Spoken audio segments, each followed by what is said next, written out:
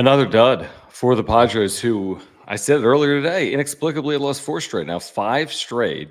They've scored 5 runs in their last 4 games, playing in front of over 160,000 people at Petco Park. And there's just listless on offense. And Matt Waldron, maybe due to come back to earth, comes back to earth. A couple of home runs hurt him in that 4-run inning. And the Padres really don't threaten and lose 6-1 to Atlanta in game 1 of a 3-game series. By the way, this thing will not get easier. You're facing Reynaldo, Lopez, and Chris Sale, 2 All-Stars on Saturday and Sunday, trying to avoid something that would be horrific from an in-season perspective, which would be 7 consecutive losses potentially at Petco Park into the All-Star break. So John and Jim with you here on the wrap-up show. Here's what we ask of you, okay? Because it'll be, I'm sure, an interesting night. Here's what we ask of you. Please subscribe, all right? We're here from you when things are good and when things are bad. So please subscribe here on Content for Padres fans. Smash the like button for us. You can follow us on X, at John Schaefer, at Jim Russell SD. We appreciate the super chats. We really do. I saw one from Murray that's already rolled in. We'll get to it momentarily. Just click the $ below the chat box. If you want to become a member, get emojis and badges, you can click the join button down below. But Braves rookie Spencer Schwellenbach, say that 3 times. It's a great name. Retires the last 12 Padres he faces. He came in with a 5+ ERA. He shoves at Petco. The Padres are hitting 200 as a team roughly over the last 5 games. And once again, Jim, we have deja vu all over again. For the 4th time this year, the Padres have lost 5 consecutive games. Remember today on John and Jim, we both said that we would be surprised if they didn't come out tonight and put some runs up on the board. Oops. I actually am not that surprised after watching the game and hearing Mike Schopp post game. I know, but they score first and 45,000 people. Don't they seem like just like get us to the break? Like we're tired. They feel like they're tired and old and like 2023 to me. Like if you watched these 5 games in their entirety, which we did. Life, yeah, I mean, no comebacks, nothing, no offense. Like it's just listless. It's not entertaining. Now they've been entertaining this year, but these last few games have not been entertaining. This thing's got to end. I mean, Lopez and Sale, Jim. I mean, they took 3 out of 4 in Atlanta. Now Atlanta's trying to like avenge that and take 2 out of 3 or better, and that's not ideal heading into the All-Star break. That's for sure. This team will not make the postseason if they continue to have these ups and downs like this. It's just not that. I'm sorry, you're not going to make the postseason if you continuously lose 5 in a row and have to claw your way back to win immediately again 5 in a row right after that. Like it takes a lot out of a team when you go through these big ups and downs. It's not like 2 or 3 game losing streaks. I mean, 4 5-game losing streaks this year and over 500. Like what? Yeah, well, it just shows how truthfully it doesn't make sense. It just shows how, I mean, resilient they have been. But again, at some point, John, it is going to be ding, time's up. That's it. This is not sustainable. This type of baseball is not. It really isn't. And the walk-offs are super fun and they're great. Yeah. And trust, I mean, we had our like most people ever watching us after Manny Machado hit the walk-off on last Friday night. Yeah, it's great for business, but it's not great for sustainability for a baseball season because it was masking a lot of issues. And now, granted, they were scoring a lot of runs. Now they're not scoring anything. But at that time, and frankly, for the last however many weeks here, it's like you can't rely on consistent pitching, can't rely on consistent offense, you can't rely on a consistent bullpen. You really don't know what baseball team you're getting every day. And here we are back to they're just a 500 team. And I thought that shit was over. And that pipe dream of us saying, well, if they just play 500 for the rest of or 1 game over 500 for the remainder of the first half, then you're like 4, 5, 6 games up over 500. Yeah, that ain't happening. It's not. No. I mean, okay, so here's what has happened. I mean, you get Xander Bogaerts back, which is encouraging. He had 2 hits. They had only 5. So obviously we'll get into that. And they've had all these roster moves. They now find themselves in a complete dogfight where they are on the outside looking in, and there's plenty of time. One series can change it for the better or for the worse. But all the goodwill and all the 12-3, walk-off success stories in there, it's all been given back. I know not technically by the letter. They're not now 12-12 in their last 24, for example. I don't know what they are actually. In their last 20, they're 12-8. They actually might be.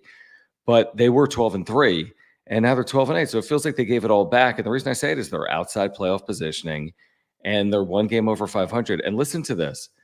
Like we talked about probably 2 months ago, Mets, Cardinals, Diamondbacks, Padres, Pirates, Cubs, Reds, Giants. How many is that? 1, 2, 3, 4, 5, 6, 7, 8. 8 teams separated by 3.5 games. Only 2 of them will make the postseason. 8 teams separated by 3.5 games. Only 2 of them will make the postseason. Let me guarantee you this. Atlanta's in the postseason. They'll find a way, okay?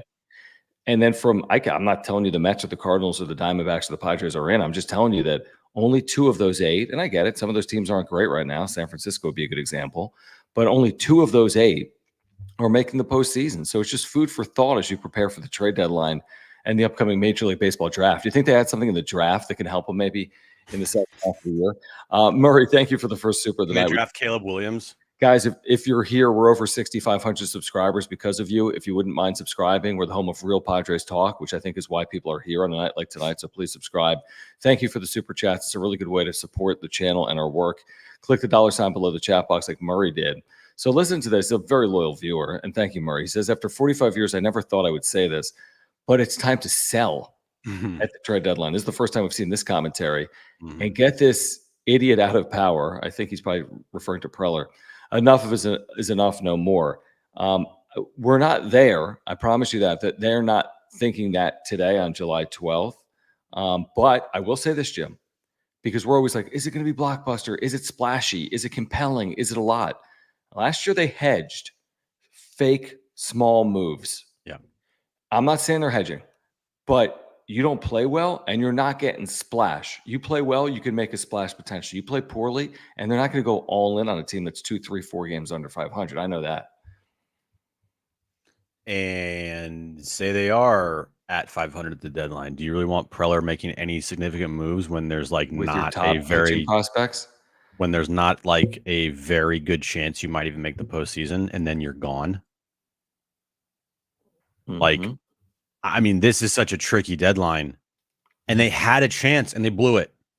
Now, it could have easily happened on this 9-game road trip. True. Even if they even if they played well, remainder of this series, and they took at least a game from the Mariners, and they took 2 or 3 here from the Brewers, right? Even with losing 2 or 3 to Arizona, I don't know what their record would have been, but you would have been well over 500. I mean, do you want Preller, if they're at 500, John, at the deadline or under, making any significant move? I mean, that is such a fascinating question. If they're a 500 team, let's just go a little further. 500 team, let's say 2 games out of a playoff spot. 500 team, 2 games out. I think a year ago, there were a couple of games under and maybe 3.5, 4 games out. And I could be off, but you get the point. And they hedged everything, right? But they kept on to the Snells and the haters as well. Which was a mistake. But they were drawing fans, and they didn't want the perception of they're not in it.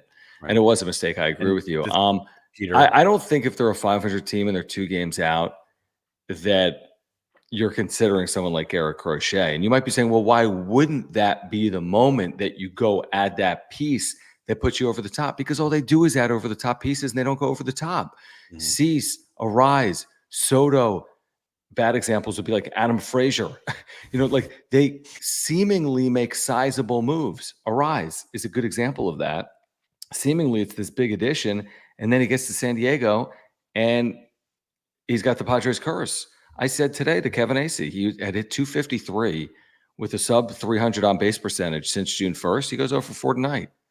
Yeah. And, you just look up and down the lineup. Jurickson Profar has been brilliant, but as he's a human being, and he's had a couple of offers. He's Jurickson Profar. Sorry. But he might still have an amazing 880 plus OPS year. Yeah. But I'm just saying, even an 880 OPS year isn't 1150 Barry Bonds or, like these guys are going to be human. They're going to have normal series in there. So I'm concerned, but I don't think you say, hey, we're a piece away, because they're always a piece away and they always make big moves, and then it's never a piece away. They over the last 6 years, dude, they are the most frustrating baseball team that I've ever watched, I've ever covered. Now, granted, the Padres have been the only baseball team I've ever covered, but still, like as a lifelong baseball fan, I just watch this team day in and day out, and there's always something new with them. There's never consistency as far as winning goes. There's never a seemingly good culture that lasts for longer than a year. There's always drama. There's always bullshit. There's just every single day, it feels like there's something new with this franchise.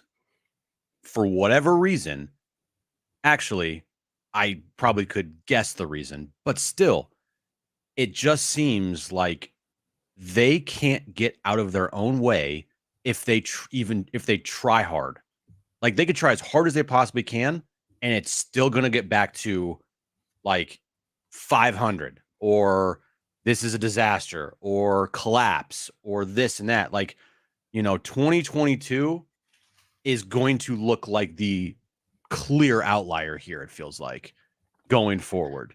If they do not stop it with these 5-game losing streaks and the inconsistency, but I don't even think they can, because like that's who they are as a baseball team, John. Like their identity this year has been gritty and comebacks, but the overall identity of the team is inconsistent as hell. And I don't know if they can change that.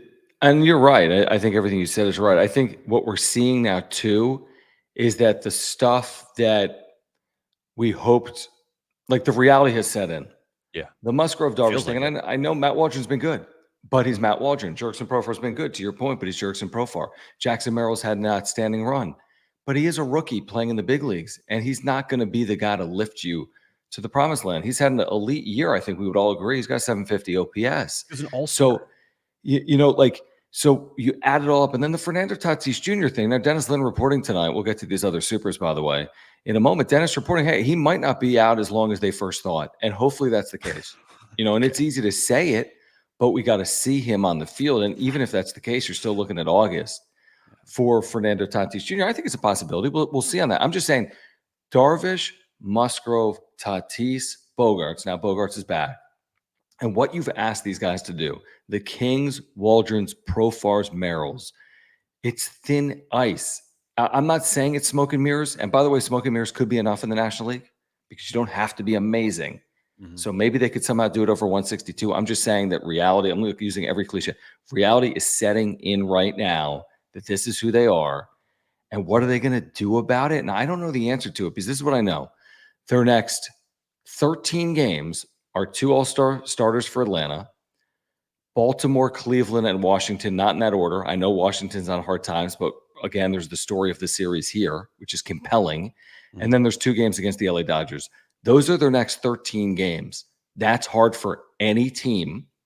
And to play 7-6 baseball there would be a really great baseball for any team in baseball. So that's just what's in front of them. The next 13 are daunting. Mm-hmm. And I think it's concerning. That's for sure. See, here's the thing, and I've been talking about it a lot, the August 1st, not only the trade deadline, right, but more importantly, the schedule. Like, that is your time and your window in that 15-game stretch versus the Rockies, the Pirates, and the Marlins for 15 games, those 3 teams. If you get to August 1st, which is at this point in time, feels like it could very well easily happen under 500, okay, by a game or just whatever. Say 500. Just say 500, just to say it. Okay, I'll say 500. Your point's valid. I'll say 500. Yeah. The pressure's on to go, I feel like, at minimum 10-5 in that 15-game stretch. Would you agree? Yeah, that would, if that happened, what you just said, they ride their way to 500 here for 2 weeks, 110 games into their year. I'm making it up. And then over 15, they play 5 up, and now you're 125 into the season. You're 5 games over 500 with 37 to play. I'll take my chances. I'm rolling my dice. Yep. And you're probably a game up in a playoff spot, and you got 30-something games to hold on to it. But go earn it. But your point's valid, 10-5. Like, you're not going to – out of that at 10-5 means you're like a tied or a game up on a playoff spot. You haven't exactly won anything. But maybe you have a little bit of momentum, but they don't do anything with momentum, unfortunately. But here's the thing. I don't trust them as far as I could throw them to even do that. Like, against perceived bad teams. And the Pirates, who knows? I mean, they might have this fake false hope like the Padres did last year if they're around 500 at that time as well. But that's different too, because the Pirates actually see it as like, hey, we've accomplished something by being in this spot, where last year it's like the Padres had like fallen on their face to be there. And I don't know how things would shape up or whatever, but you could face Paul Skeens twice because they play the Pirates for 2 series. Yes, you could. You'll get them once, and you could get them twice. Yeah, and you haven't done well against the Rockies, like. So I just don't trust them at all. I don't. I mean, Schilt, every time he speaks, he's full of hot air. The team with their actions on the field, you can't trust them. You almost have to like just watch and react in real time. You can't have any types of like preconceived takes on them of like, oh, I think they can do this, I think they can do that, because you just don't know what you're going to get. They're just so untrustworthy. They have been for the last 6 years, minus 2022. And even in 2022, frankly, if it wasn't for their hot start, they wouldn't have made the postseason because they were a 500 team for 100 games of that year. The final 100 games, I think they were actually an under 500 team. Even and with that the Juan included Soto a trade trade for a generational talent in Juan Soto. Right. All right, let's get to some of these super chats, guys. Subscribe here on Content for Padres Fans, the home of real Padres talk. Thank you for the supers. Click the $sign below the chat box, like HBBBV, PPPP, JJJJJ. Thank you. I can't confirm this. I didn't read the game notes on Dinner at the Diamond. He says they always suck after the dinner at the Diamond. I think it's gone on for maybe 3 years, 3 or 4. I don't know if that's accurate or not. Looked like a nice time last night. Really did. They raised a lot of money for the Peter Seidler Foundation, which is tremendous. Over $1 million. Looked like an amazing night. It really did. Last night has nothing to do with tonight. No. But what has something to do with tonight is their last 5 home games and the way they're playing. The Dinner at the Diamond has nothing to do with this. What has a lot to do with it is Matt Waldron is human, and the offense has come back to earth, and that's what they're dealing with. JD's third thank you. He says, we've been there for 2 years now. Sell by AJ. And that's, it's another conversation, Jim. It's not for today. But at what point do you say, like, this just ain't it with Preller? Even if you get in at 83 and 79 or you miss at 83 and 79. Again, that changes narratives. It's like March Madness. I mean, if you're NC State and you win the ACC tournament, you're in the Final Four, you extend your coach. He was going to get fired if you don't make it out of the ACC tournament. That's the thing. Narratives are set in the postseason. You go 83 and 79, you get into the postseason, you're not making a change if you're the San Diego Padres. But the crazy thing is, if they go 83 and 79 and miss, you probably are making a change. What would you ask me about Preller? I don't know. Enough? Something about when's enough or something along those lines. Well, it was it was 2021 after the 2021 season. That should have been the moment, but he got a reprieve with 2022. And of course, you go to NLCS, like everyone's going to get a reprieve and a pat on the back. And, no one's going to be fired after going to the NLCS. Right? Like that's just, especially a team that hasn't been there since, especially a team that hasn't been there in 20 years or 20 plus or whatever, So, yeah, he should have been gone after 2021, frankly. 2022, you thought things were actually moving in the right direction. I mean, I remember after 2022, and again, we didn't know about Peter Seidler and everything going forward, but in my mind, I'm thinking to myself, they finally figured it out. Melvin, Preller, Grupner, Peter. That's going to be the core 4 that finally leads the way for the next 5, 6, 7 years. And then all blew to shit because Preller can't get along with anybody, and Melvin couldn't get along with Preller, and the unfortunate passing to Peter Seidler, and Preller and Grupner, they don't get along. It's just, it all went to shit, man. It all did, and I again, that's the part of it, like that I was just saying about. You can't trust them. when you think something is right or you think something is this way, they prove you wrong. So, yeah, I don't know. All right, Murray, let me get to this super chat. Appreciate you, Murray, for the supers here tonight. Thanks, guys. Click the $ below the chat box. We get to all the super chats to interact with them. He says, I watched the terrible Padre teams from the late 70s, early 80s, and I have more confidence in them than AJ's tenure. It's a mess, folks. Fix it. I mean, listen, the one time we heard from Eric Senda, I mean, I think the one good thing, if you're a Padres fan, is that like he didn't really mince words. He has spoken one time ever, and he said that AJ Preller will be held accountable. Paraphrasing, you know what I mean, though. He basically said that, well, he said AJ's accountable for the results on field. And the results on field right now aren't good enough. So if we take him at his word, then he's got to get this team into the postseason. But I mean, like Murray's saying, listen, the first Padres winning team, Jim, in franchise history was 1978, which was what, their 10th season in the big leagues. If he takes their chances with the 70s and the 80s before 84 over right now, that's very telling. But it's like Preller's been given things that they didn't have in the 70s. They got payrolls, they got marketability. They don't have an NFL team, and they just haven't capitalized on field. They just cannot. What do we say Manny Machado's record is in his 6 years? I mean, it's easy 500. To look up. They're like 2 games over 500 in his 6 years here. Mm-hmm. You want to know the elephant in the room? This is the big picture topic. The elephant in the room. Eric Senda might be a bad owner, or we have no clue who he is.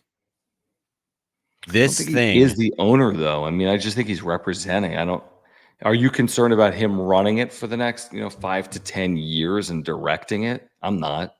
I'm worried about. Oh my God! Yes, I am. No, you're not. You have said repeatedly this is like holding a chair. If he is not just a chair holder, this is very concerning. But it's not his money. He's just representing. He's just the figurehead. He's like, it's not his money, right? It's the Seidler money. But here's the thing. You have a guy who we really don't know anything about. Correct. Who no one's like Peter. Peter pushed the envelope. Peter said, screw it, I'm spending. He's not Peter Seidler, of course. No one is. For who, I just think that if Eric Senda is truly going to end up being the owner of this team, majority owner going forward, and the title is going to be taken away as far as interim, right? That's concerning. Chairperson right now. That's concerning as hell. Yeah, but we would say, okay, fair. Nobody's ever going to be Peter Seidler, so we're always going to question whomever the chairperson is until they win. And if Senda left his position for 2025 and someone else took over, same questions. We have the same questions. Yeah, probably, depending on who it would be. Like, I mean, I guess if the individual has the last name of Seidler, maybe that'll bring some peace of mind to Padres fans. But the proof is in the pudding. It's in the actions of the organization, not just having the last name Seidler. What Peter did was different than Ron Fowler. Yet they had, they were in an ownership group at the same time. But Peter's treatment of the organization and spending power differed from Ron Fowler's desires, even though they were both in it at the same time. So Ron Fowler, just because it's another Seidler doesn't mean it's going to be like Peter. Ron Fowler was literally the worst. Peter, thank God that Peter was here and Ron got pushed out or just stepped down or whatever, because Ron sucked. I don't care what anyone says. Ron was horrible. That's the type of owner you never want to have for your baseball team or any sports team in general. A guy who's a loudmouth, who won't stop talking and criticize players on radio and for the fan events, and is fickle with money and doesn't want to spend, and just, dude, no freaking way do I want that guy as my owner. The problem is the other side of Peter Seidler is never going to be good. Probably not. And that's a problem. Probably not. But payroll's already been lowered. Yeah, by almost $100 million. And I don't know if that was like Eric Senda racing into the boardroom and putting his foot down, or if it was the organization saying, "Listen, we overspend, and Peter's not here, and we're a business." So we're not just going to lose money hand over fist. I mean, and I'm sure Eric maybe played a role. And Where do you think their payroll is in 2 years? comparable would be my guess. 150. Yeah, because you Tops. can't get rid of Machado, Tatis, Bogaerts, Musgrove, Darvish deals, as far as I know. Well, that's the So problem. you 'cause can't go lower than 150. If it's 150, it's still not great. Yeah, I mean, right now they're 15th. If you go to Spot Track, they're 15th. They were second or third at one point last year, and right now they're 15th. We'll get back to the conversation in a moment. We do want to thank our title sponsor here on the wrap-up show, who we've been talking to here tonight, Mark Nimitz at Farmers Insurance. Such a good resource for Padres fans. If you have any insurance need, he's been our title sponsor since day one, which is 3 years on the wrap-up show. So listen, he's a San Diegan, lifelong Padres fan, and is a huge supporter of the channel. I know a number of you guys have talked to Mark over the years and picked up insurance policies through him. I've got homeowners, life, and earthquake through Mark. He can save you a lot of money. He saves me and my family a ton of money. He could save you $750 just by switching or more. And then if you have to file a claim, he's going to save you like thousands of dollars potentially, like he did to us in 2022. And not just money, but time. And time is valuable, and arguably at times can be more valuable than money. And he's just a great insurance agent. Great service, great communication, checks in on you all the time. So if you support the channel, click the link in the description down below. Before you renew your policy, call Mark. He'll talk to you about the Padres. He'll save you money on your insurance, and you'll support the channel. So get in contact with Mark Nimitz. Click the link in the description down below. Yeah, all his information is in the little ticker there. Nimitz at farmersagent.com. When you reach out to our buddy Mark, let him know that John and Jim from the wrap-up show sent you. All right, Padres again fall in game one to the Braves here tonight. Again, it doesn't get easier, I don't think. Reynaldo Lopez, all-star. Chris Sale shoved the last time the Padres saw him. Lefty. Also an all-star. The final 2 games before the all-star break, and then they opened that season-long 9-game road trip during Comic-Con. Like, this is the nitty-gritty of the season for the Padres. Now, if there's good news, hopefully it's the return of Xander Bogaerts, who did have 2 hits today, which is absolutely encouraging. So there's a glimmer there that maybe you see a better version of Xander, and clearly you've added some health and some depth by doing that. Now Donovan Solano's on your bench tonight. But, I mean, getting Xander Bogaerts back, a guy who's been in the trenches, who's been in the big leagues for 10-plus years, has won at a high level, I think it's a positive. We'll see, Jim, how it plays out tonight. Gets on base a couple of times. His first at-bat, his last at-bat. If nothing else, it's better than the alternative. Yeah, it is. I mean, if you don't want him to go 0 for 4, rather go 2 for 4 than 0 for 4. Oh, that was a good breakdown. Yeah, you're welcome. The thing that with Xander that I have the problem with when it comes to offense is he gives you no pop. He gives you no like considerable impact. I feel like, it's just, it feels very soft. And it's good that he's getting on base and he's getting the hits, and hopefully that leads to him driving the ball in the gap and not just being a singles hitter. Because if you're hitting 5th in your lineup, you got to drive in runs when guys are on base, and you got to show a little pop. Like Luis Arraez, top of the lineup, I'm not expecting him to have 15 home runs. Like, I'm expecting Xander to have at least 15 home runs. Especially if you're going to be in the middle of your order. Of course. Yeah. So good sign that he had a couple hits tonight for sure. But going forward, when the opportunity presents itself, he's got to show more pop, and he's got to make sure that he drives in runs, because like you said today on John and Jim, which I didn't even realize, his average with runners in scoring position this year is 172. So 171 coming in. He hit 192 last year with men in scoring position. So you combine the numbers, I would guess he's in that like 185 range as a Padre. And again, that's a good point. Like tonight, like, okay, a couple of singles, but, and this is nothing to do with Xander, this isn't his fault, but can he come through in clutch spots, which as a Padre has not resembled his time as a Red Sox, unfortunately. As a Padre, it's not a zillion at bats. It's a season and a quarter because he's been out. He has not hit with men in scoring position. That's just a fact. And listen, he's here to be a big time piece, and he's here to win championships. That's what Machado deals are like, and Bogaerts deals are like. He's not here to just, like, I don't know, hit 290 on a 79 and 83 team. He's here to be impactful. He's here to lead this team to the postseason and then help them win when they get there. That's the reason why he's here. Let me ask you this, Ivan, because apparently the Xander bashing is too much for you. Well, I mean, what are we doing here? Like, seriously. I mean, Xander's hitting what? 2-something? All right. He had 2 singles tonight as return. We just said it was a good thing. And we also said that he, going forward, he's got to do more. Like, this is not just like the start of a new season with Xander. This is like a continuation of his horrible first half before he got injured. Maybe he views it, and hopefully he does, is like, all right, fresh start. Here we go. Mm-hmm. Because I sucked when I was out there to start the season up until my injury. Sure. But you're obviously misunderstanding slander with like facts and criticism which is completely fair. I don't get it. Yeah. If you don't want to hear like fair criticism of somebody like that's not doing well for the season, you're probably in the wrong place. Yeah, Bogaerts has a lot to prove. He just does. Dude, it's a massive 65-game stretch where it's like, go change the narrative on your time as a Padre or not. Like, and you're not going to do it by hitting 290 with singles from here on out. You're going to have to really be impactful. You're going to have meaningful moments and a number of them, and you are going to have to slug a little bit. If he hits 290 from here on out for 65 games, and it's all singles, and it's not impactful, and it's not with men in scoring position, and he finishes with his 680, 89 OPS, who cares?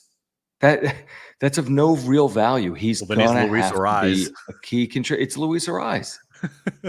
It's truthful. And listen, this isn't a knock on Luis Arraez. They knew who they were getting. Like, the ceiling on Arraez was always a table setter, a guy that doesn't walk a lot. Now he doesn't walk at all, but a guy that's going to get on base and then let people do damage. Profar, Machado, theoretically, Xander Bogaerts. So the conversation around Arraez is different than Bogaerts because Bogaerts expected to drive guys in and is making a fortune. Arraez is making nothing. Now you traded for him, and he's a hit king. And the Arraez stuff, don't get me wrong, I've said this a lot for the last 6 weeks. Nobody seems to really be caring that he's fallen off a cliff offensively. Yes. Like, he's hitting 240 since June 1st. I'm making that up. It might be 245. It was 253 coming in. He goes 0 for 4.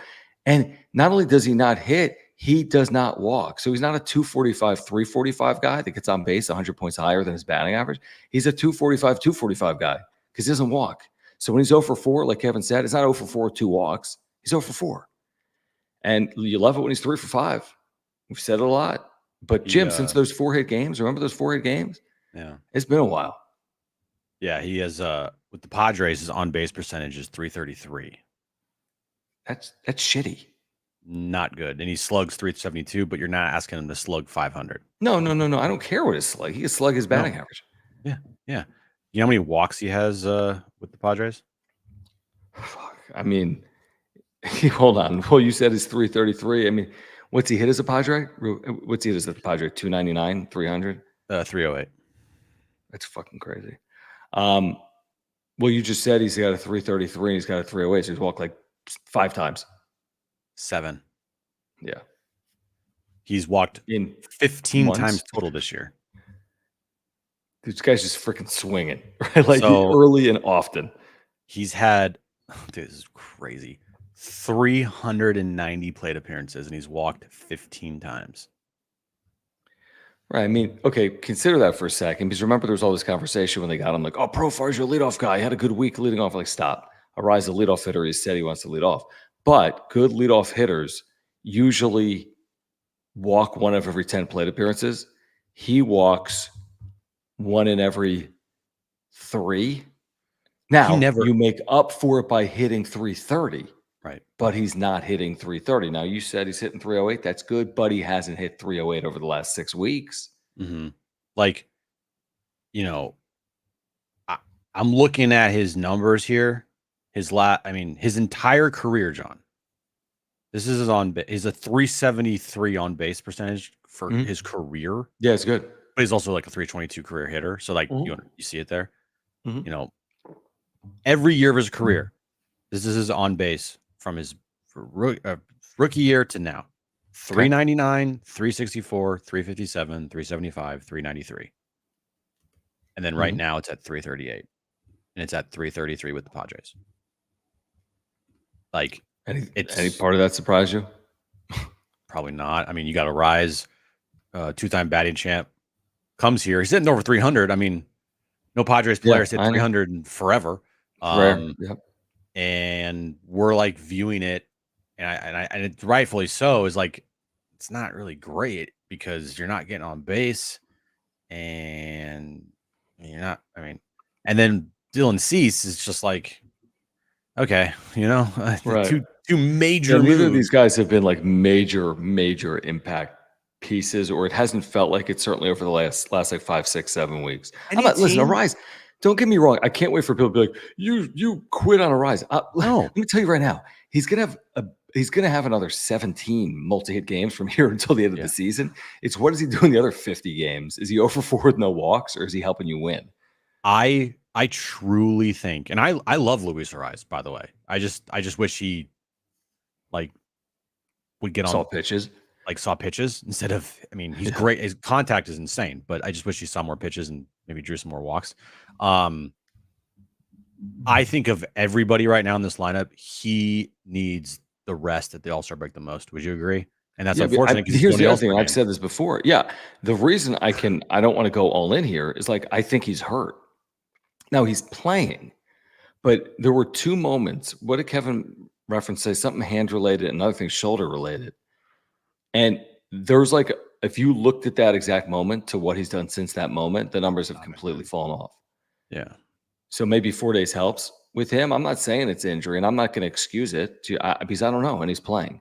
But I do think he's not fully healthy. His last month here, John, he's hitting 246.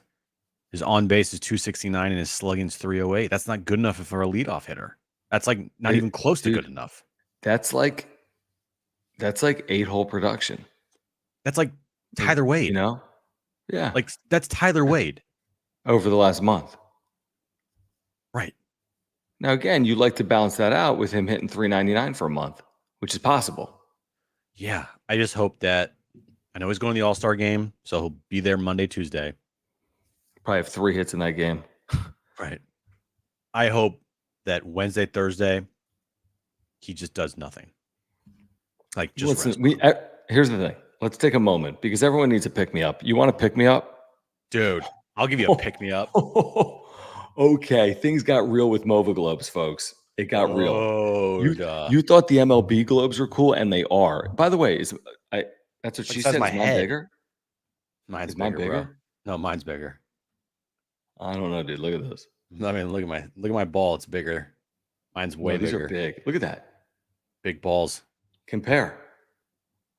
Yeah, yours is smaller. Mine's bigger. No, this thing is the size of the world. This is the world. Big balls. How you doing? All right. So here's the deal. If you use promo code PWS10, click the link in the description down below. You're getting 10% off.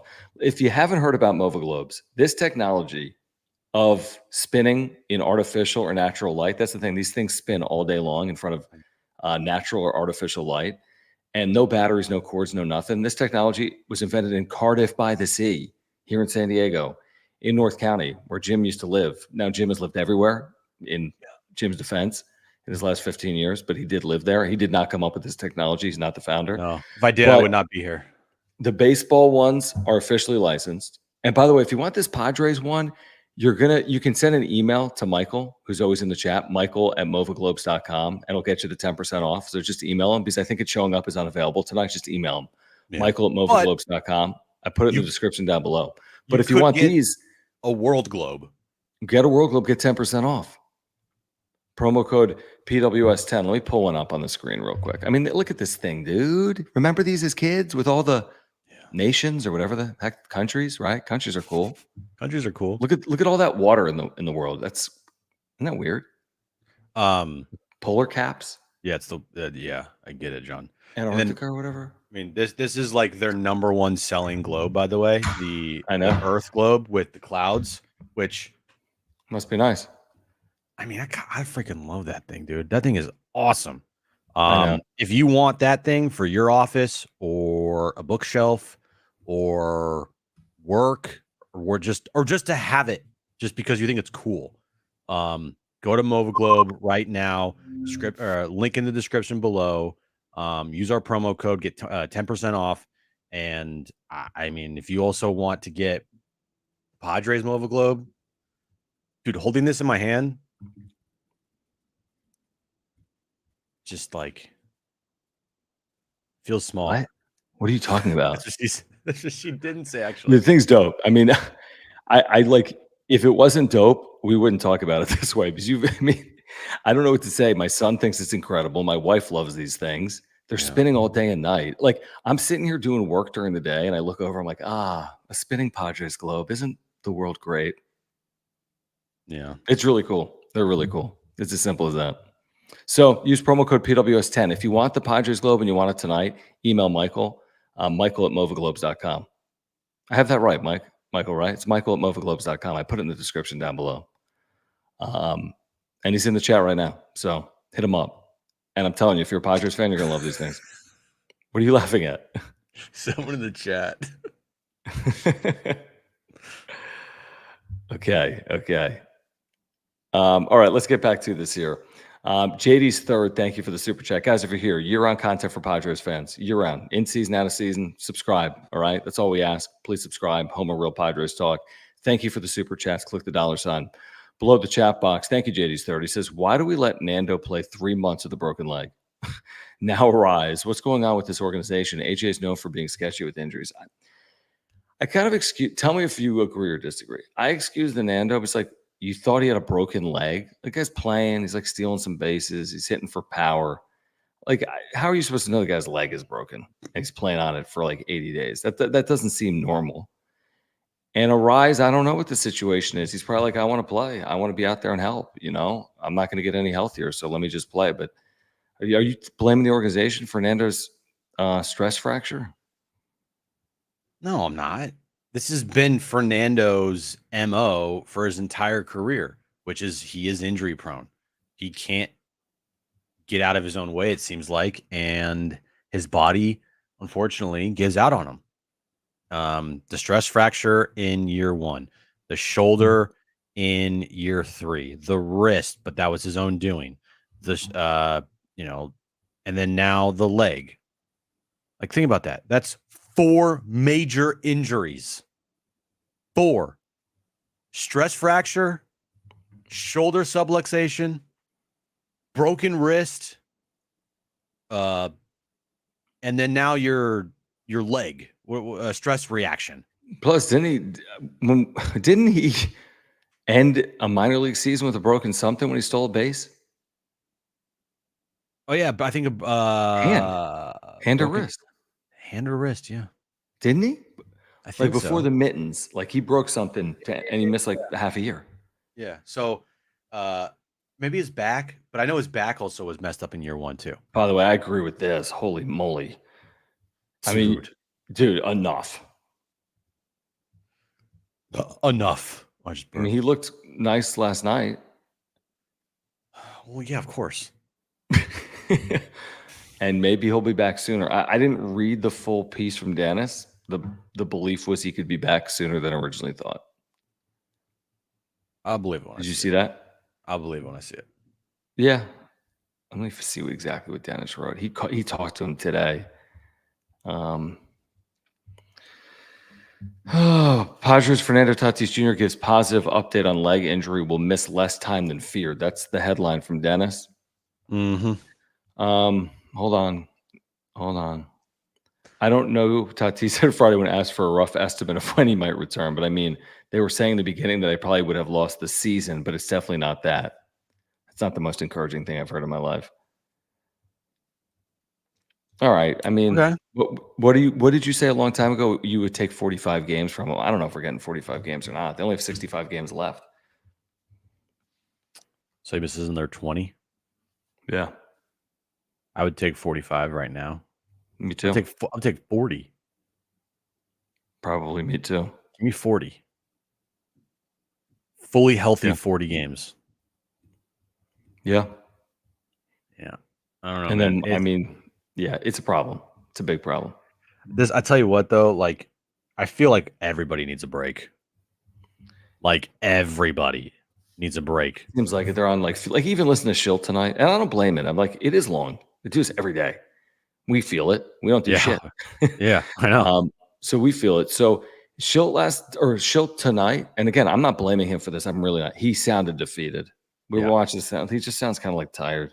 Yeah, he's not gonna. I get it. Yeah, he's really good at. Have you noticed this when he talks about the game? He recites things off of memory, like every single play. Yeah, I love that. And he picks out the best, and he only recites the best, or he'll like, it's just crazy, like how good his memory is for, a game that over a 2-hour span. Man, I can't recite like everything that happened in that fifth inning without looking at it. I mean, kind of his, yeah. I mean, as a manager, it's kind of cool to see him like that, dialed in and like vested. But this isn't really a game of recital. He'd be so good if this was like a whisper down the line or whatever that was when we were kids. But yeah, I mean, they do need the break. They definitely need the break, but it doesn't scream like, hey, you're going to just shine on the other side with Cleveland, Washington, Baltimore. But maybe they do, because they've every time they're on a 5-game losing streak, Jim, we're like, well, it was fun, and then they go and win 4 out of 5. Oh yeah, again, I wouldn't be surprised if they look really good tomorrow and Sunday, and they lost 2 versus 2 really good pitchers, just because this team is like just all over the place, and you can't have a read on them, and they just don't make any sense, and I don't know. But again, I wouldn't be surprised if they lost the next 2 either. So. Right. That's just who they are. They're an average team that we put expectations on based on, I think, like the moves that have been made and the contracts that are on this team, which is we didn't even put any expectations on them. You said 86 wins. True. That's nothing. I mean, I said 85 wins. I said make the postseason. I mean, they should. That's not expectations. This isn't the Dodgers. They don't have to win the World Series. Right. Just get in, motherfucker. Right. I mean, just compete to get in. Just be in it with 6 days to go. Be tied with 6 games to go is what I'd probably take right this second, if you asked me. That'd be one up with 7 to go, something like that. Very stressful week there. It would be stressful. I don't know how good I would feel. Now, we haven't even hit on the bullpen. Listen, they call up Sean Reynolds, which is great. He's pitching really well in the minor leagues. Could be a valuable piece. Why is he not pitching tonight? Good question. I don't know. Did he get there late? But maybe. So you think about your bullpen right now. Gillespie, Reynolds is going to have to prove it, and he may, which is good. Maybe it's a fresh arm that's going to be beneficial. Kolek, De Los Santos, like the middle or back of your bullpen is A, taxed, and B, soft. And bad. Now, the top of your bullpen is quasi-elite with Suarez, Estrada, Morejon. Yes, those 3. I was going to say, don't put Yuki in this conversation. Oh, no, but Yuki's pitched well. He's pitched well, but Morejon, Estrada, and Suarez, those are my top I like 3. in a postseason, but you got to get there. Yeah, right. And to get there, I think you need more than that. You need more than that everywhere. You need more starting pitching. You need more bullpen help. You need an offense to not be just all over the place all the time. And there's this. I mean, we talked to him today on John and Jim. 20 buyers, roughly 20 teams in it for 12 playoff spots. Yeah. 5 teams out of it. Colorado, Miami, name the teams. Chicago White Sox, right? Texas Rangers. Teams under 500 in the American League are going to have a tough time. So, okay, that's fine. 8 teams, 9 teams out of it. But 19, 20, 21 buyers, 7, 8, 9 sellers. Mm-hmm. You know what that's called? A seller's market. And it's really problematic. And that's the state of it with 12 postseason teams now and into the future. It makes it hard. And there's a lot of competition for good, valuable pieces like starting pitching, high leverage back end pieces, right? And other teams in your division are looking for the same thing. The LA Dodgers, the Arizona Diamondbacks are 2 really good examples. So it isn't easy. That's something we should be considering. Yeah, you got 9 teams, John, that are going to be sellers at the market at the deadline. Okay. Who are 9. I would say right now my 9 are Washington, Colorado, Miami, Chicago White Sox, Oakland, Angels, Toronto, Texas, Detroit. they? It's only 9? Yeah. Okay. Okay. Yeah, that's fair. I think you're right. 9, 10. Yeah, you got Tampa's 4.5 out, and then Houston, and then Kansas City. I mean, dude, I'm just looking here. If the Padres were in the AL, I mean, dude, it's just Season's basically done. good luck. But yeah, you got the Giants, the Reds, the Cubs, the Pirates, the Padres, the Diamondbacks, and St. Louis, all within 3 games of each other. Right. So, yeah. I mean, but Michael's point, yeah, it's a valid point. And the Dodgers have way more resources right now than the Padres. And way more injuries. Yeah, and more what's the word? Incentive or the more urgency, I feel like. They're more vested, like just as much of a desire, if not more, to win. Right. I would say more. I mean, when you pay for Ohtani, you're $1 billion in. You're $1 billion in, like you said, and there's more urgency there because they can't afford to at least not make it to the World Series. I feel like. 100%. Philly, Milwaukee, Atlanta. Those are my top 4 in the National League. I think I don't. Again, it has happened the last 2 years. Arizona, Philadelphia. Mm-hmm. I just have a hard time feeling like it's going to continue where the 6th wild card or the 5th wild card gets. It may not. You're right. I mean, the Phillies are great, and the Dodgers have the potential to be really damn good. Mm-hmm. Atlanta has the potential to be very good. It's not going to be easy. I think the National League has some really talented teams. I think the Dodgers have been a massive disappointment. And I think the Phillies have played like the best team in baseball. Yeah. So, yeah, it's not easy. I don't know what we're even expecting. I don't even know what the market looks like, truthfully, for starting pitching. We read through 16 names about a week ago, but it hasn't fully developed. We don't have a firm grasp on the starting pitchers that are available. So I don't know.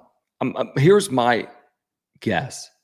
It's a back-end rotation piece or 2, as in not a 1, 2, or 3 starter would be my guess. And, and I think a high leverage reliever. And again, is that going to be the difference between getting into the postseason or not? Over 50 games? I don't know. Maybe. Yeah. I mean, like I said, it doesn't scream like, hey, buy your playoff tickets now if you go at a number 4 starter and go at someone that can pitch a 7th inning. I mean, it's hold on, let me see right here. I mean, it's probably a pipe dream, but if you went out and you got, go get Cal Quantrill, go get Tyler Anderson, and go get Kirby Yates. Yeah. Yep. Those are my 3. I think you probably try to add 2 starting pitchers, considering King's innings, Waldron's innings, and what if someone gets hurt, and Darvish Musgrove situation. Yeah. So if I'm him, I'm adding 2 starting pitchers just because. If I have 6, so what? So I put someone in the bullpen. But do they even have enough in their organization to trade for the 3 guys I just mentioned? Yates, Tyler Anderson, yes. And Cal Quantrill? I don't know if all 3, probably a couple of them, yes. Quantrill and Anderson, my guess would be yes.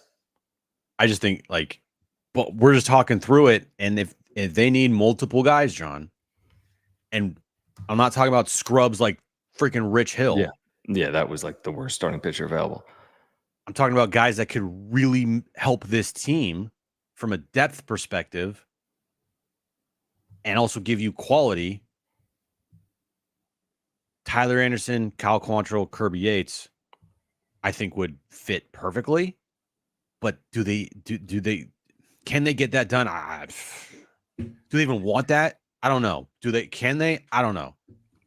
My guy, Pretzel, I appreciate your support of the channel. You're here all the time. And I understand fandom, and I get people being upset. And the Kim thing, if you want to have the conversation, you're not the first. People have had it. I don't think he's going to be traded, but I understand the conversation. Jurickson Profar is not being traded. If he is, the season's over. They'll turn on everyone. They'll go in the tank. You're not. He's like their heart and soul. Whether you like it or not, you can argue that. I'm not saying he's going to be here in 25. He should be.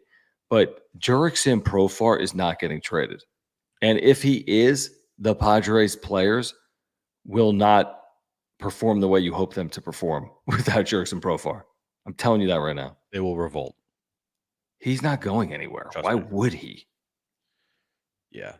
Yeah, you think? I mean, what do you really? You know what I mean? There's no value in moving him as a rental player in the midst of a career year. Just ride the thing out. No. The only way they're trading Jurickson Profar if you were like 15 games under 500. Well, sure. Listen, there's always the eject button. If they have the worst 2 weeks in baseball coming up, and this continues, this 0-5, and they play 2-15 baseball over 17 games, sell everyone and contemplate what the hell's going on with the organization. But presuming that doesn't happen, or assuming, because it shouldn't, and that would be a travesty, and they blow up everything that they've worked for this year. Assuming that doesn't happen, they're going to be in a gym. They're going to be a game over or a game under, like we said 3 months ago and 2 months ago and 1 month ago at the deadline. The most realistic thing for this team is not them going on a run and staying and remaining like a 10 games over 500 for the rest of the year.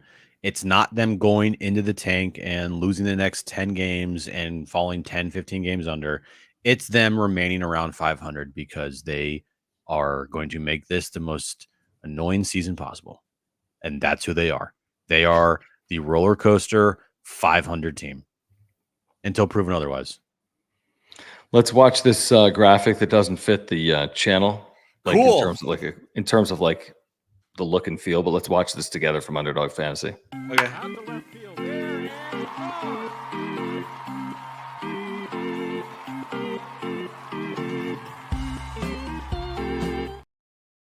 Okay, so what that is saying is that if you go to Underdog Fantasy right now and use promo code PODSWRAP, they're giving you a free pick'em. It's Gunnar Henderson in the home run derby on Monday. All he has to do is hit a half home run or more in the home run derby. Now, everyone in the history of the home run derby has hit a home run. So it's a free pick'em. They're giving you a free pick'em, Gunnar Henderson. It's available right now in the app or at underdogfantasy.com. Use promo code PODSWRAP. That's PADSWRAP. You're also going to get, with your first deposit, a 50% deposit match. You can deposit $20. They'll give you $10 free. You can deposit $200. They'll give you $100 free, and so on and so forth. So go there right now. Use promo code PODSWRAP. Let me play this one more time because I kind of enjoy the jingle. It's good.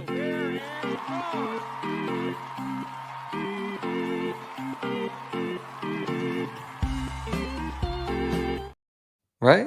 It's kind of fun. It's got a little. It's got ring something, to it, right? A little something. You know, if you haven't been playing Underdog Fantasy, we've been telling you about them all year long. Pick'ems, simple higher or lowers. You say Manny Machado higher than a half home run. You pair it with Gunnar Henderson, the free pick, and boom. I mean, you can win 325 times your money in a single night. 325 times. $10 can turn into thousands at Underdog Fantasy. They give you free picks. You get the 50% deposit match. Use promo code PODSWRAP. That's PADSWRAP. And get that, again, 50% deposit match. That's promo code PODSWRAP. I'll put it up on the screen. Promo code PODSWRAP. That free special pick, it's Gunnar Henderson, and up to $250 for your first-time deposit. Just use promo code PODSWRAP. That's PADSWRAP. Love it. Ballpark Pretzel, man, no, don't play this game, dude. Huh? Don't play this game. You must not have been here in 2023. You got the wrong channel pegged. John and Jim, same thoughts you had in 2023. They'll turn this around. They have played. Yeah, because you must have been watching a lot and listening. Yeah, we never said that. We were never. We argued for a month that they should sell off pieces, dude. Yeah. By the way, we're measured here. You're the dude saying at 49 and 48 the season's over. That's stupid. Right. It's just like I would have told you last year, we also would be stupid to say the season's over. I'm just telling you they weren't it, and it was going to take something special. This team is in a better spot than they were a year ago. We've spent the last 50 minutes telling you there's no guarantee to make the postseason. There's 8 teams for 2 spots, but they certainly can do it. It's not outside the realm of possibility, but we didn't say that in 2023. No. 2020. Yeah. I never. Are you salted or unsalted? I never was like back of the baseball card. I mean, I don't know, dude. Don't make me mute Pretzel, man. I don't want to do that. JD Gaucho, thank you. He says, you excited for the MLB draft? Yes. We broke this down today on John and Jim. Who do you think they take 25th overall on Sunday, Jim? I forget your top That one three. that one guy? Yeah. He's like ambidextrous. How about in the mock draft, the guy that they actually did predict, the name that is impossible to say? Yeah, you can't say his name. You think they'll go with him? He pitches. He's a righty and a lefty. Ambidextrous, or however you say it. I thought you were going to say bilingual. I'm like, no, he doesn't speak 2 languages. I was going to pull his name is crazy. I think he's out of Mississippi State. It's who ESPN Kylie McDaniel had, as if that means anything. Like you're going to get it right. 25th overall pick. What's their position of need, Jim? Pitching for 6 years from now. Just draft pitching. Just go get someone good. Go get pitching. And knowing them, they'll be like, shortstop. We're gonna drop the shortstop. High school shortstop. Or like a third baseman or some shit. Third base, actually, maybe that makes sense to draft. Look into the future. Yeah, no, I'm not excited for the MLB draft. Okay, Pretzel's punted on his take. Thank you. We have a truce. He said all good. I don't recall seeing Ballpark Pretzel in the chat in 2023, dude. I think you're new here in 2024. Correct me if I'm wrong. All right, guys. Listen, they've lost 5 straight, and they can't score. They scored 5 runs in 4 games. Oh, we didn't. Their bullpen's not good right now. They're just not. Here's another super. JD Gaucho, thank you. Says AJ's drafted a UC Santa Barbara guy 3 straight years. Maybe it'll be 4 straight years. Maybe 4 straight. Could be. Got what, 20 rounds now? So could be 4 straight. Thank you, JD Gaucho. Yeah. We'll be watching, right? Are you watching Sunday? Oh man, unfortunately I won't be watching. Yeah, nor will I, but I'll see it on Twitter and then I'll be like, see you in 2028. Right. We'll be back Sunday night on the wrap-up show. We'll recap this series and then look ahead towards post All-Star break, start of the quote-unquote second half, but they've got like 60 games left on the other side. So join us Sunday night, 9:30 Pacific. We'll get to these supers here that are rolling in, like this one from JD Gaucho. Look at this. This is like you're our freaking draft expert, JD Gaucho. We've begun our draft coverage right now. We're going to go live and local for the next 48 hours. We're going to stream just the entire weekend. Just leave it up. I'll go to sleep, but just leave it up. We'll have just draft analysts. What if I did leave it up? I'm going to leave it up, and the Mova Globe is just going to just ASMR. Yeah, for like the next 48-hour stream. I do think YouTube like stops it after a certain amount of time. It's 12 or 24 is a max stream. I forget what it is. Yeah. JD Gaucho says on MLB's top draft prospect list, UCSB right-hander Matt, I don't know if it's Ager, was graded as a 4th rounder, number 135. The Padres pick at 134 and 135, just saying. If they draft this guy, JD Gaucho, I'll buy you lunch. Come to Naughty Barrel. When we're I'll buy you a drink or lunch or whatever. We'll buy you lunch. We'll buy you a burger. Yep, that's a deal. That is completely a deal. Yeah. Yeah, I like this, Chad. We'll just send him an invite. You just talk for 30 hours. We'll be back. Just carry our draft coverage. We'll talk about who they pick, I'm sure, Sunday night. By the way, when we join you at 9:30 as well. Oh, yeah. Remember when I was... Like you said, can you help the team? Wasn't I sleeping on like a bed in Spokane for like 10 minutes? Remember? Yeah. The game was on at like 3 a.m. Like, I can't stay awake, Jim. I'm going to die. Yeah. And you were soft. And I did both nights. And you went to sleep. Thank goodness the NCAA tournament was on because I would have been a disaster that day at work. That game was 4 hours and like 20 minutes. How did you do that? Because it was an exciting game. It was like 15-11. I was so excited that I fell asleep in the second inning and didn't think about it until I woke up. Well, you were on like an hour of sleep. I was on a bender, dude. It was crazy. A bender. Ooh, in Spokane. The bender being like working. Murray, thank you. He says, when you are a fan for more than 30 years, you've seen it all the highs and the lows. These are the lows. Yeah, there have been some lows. I get it, man. If you've been a Padres fan, if you're 50 years old, Here, it's tough.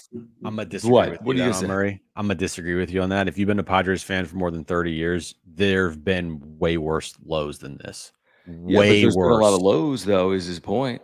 Yeah, but this ain't even close. Oh, of course. Of course not. I mean, hey, 2011 2014, called, 16, 2012, 17. 2013, 2015, 2016, 2017, 2018 called. They want their money back. Well, they were just irrelevant. 2001, 2000, like, hey, 2002, 9, like every year. I mean, 7 years basically. Wait, is it? How many times made the postseason? 7 or 8? It's like 6 or 7. Dude, there has been way worse, and way worse, dude. Ballpark pretzel says no drama, just mustard. Okay. Appreciate that. Salted pretzel, though. I do like a good. I like salted, but I then brush a lot of it off. But I don't want unsalted. I want some salt. Because sometimes on the pretzel, it's like one little pocket of like so much salt. I know. And you take a bite of that and you're like, yeah, but, oh my God, I died. Yeah, if it's evenly salted, then it's fantastic. With some like, do you go yellow mustard or do you like a Dijon or like some fancy type of mustard? No, yellow mustard, definitely. Okay. No, we get it, Murray. Yeah, I know. We get it.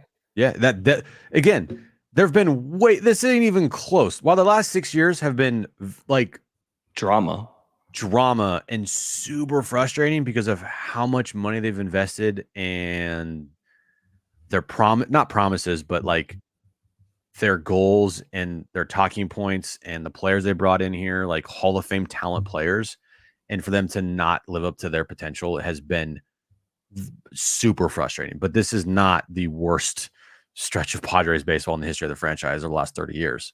Not even close. Here's the thing I would say about pretzels real quick, because there's a wide variance in the quality that you're getting. Got an itch. And there's nothing worse than when you get the thing and it hasn't been fully cooked through. Like it's not on a spinner long enough. Like it's hard. Dude, what are you doing? I have an itch. Scratch it? I can't reach it. It's on my back somewhere. It's gonna be weird. Jimmy Gotcha, thank you. Salted pretzels with a ranch dip sounds good. No. Come on, man. Ranch? Thanks. Hold on.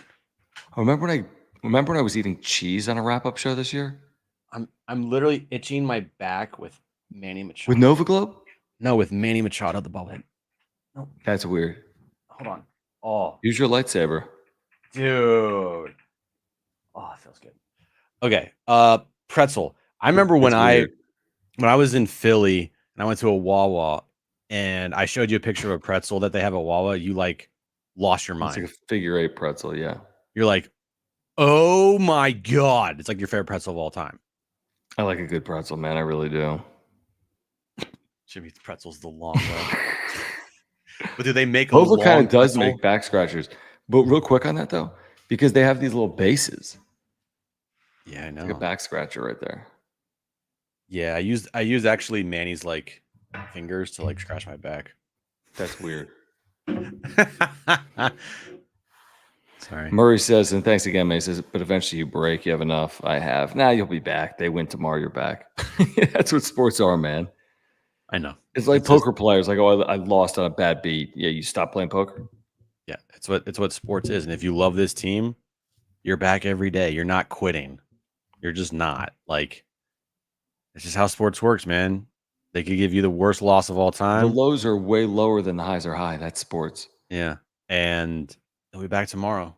You know? Yeah, exactly. They win tomorrow. Everyone's going to think this team's, The people that aren't back tomorrow are the fair weathers and the people that just want to go to the game to have fun because it's a fun ballpark. And, the Padres, how are they doing?